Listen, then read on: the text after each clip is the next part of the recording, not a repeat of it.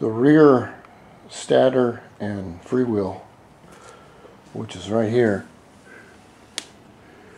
has been rebuilt. The stator, the flywheel right here, and the stator underneath have all been cleaned of dust. So I'm kind of interested to see if I get a better top end speed. I've got a little bit of an oil leak on my oil pump, but I'm going to let that go. I've got too many other. I've got to get onto this deal. So this is the freewheel right here. There's the brake inside there, and it's hard to take this off.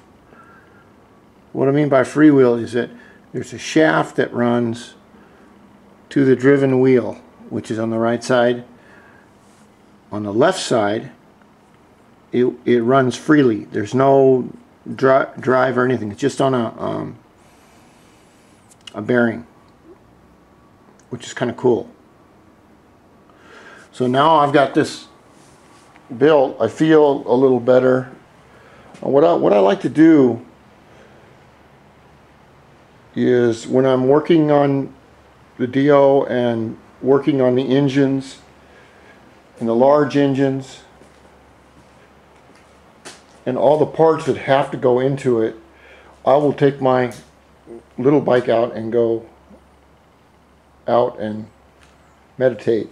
So hopefully today I can get it put back together. I've got to go to work now. But this is a really cool little bike. And fortunately, along with the crankshaft seal on this one side, I can also get the little, those are copper O-rings for the exhaust, which fit right there. They're about $5 a piece, but other than that, and a spark plug, there just isn't anything available for these bikes. So I have to be real careful with it.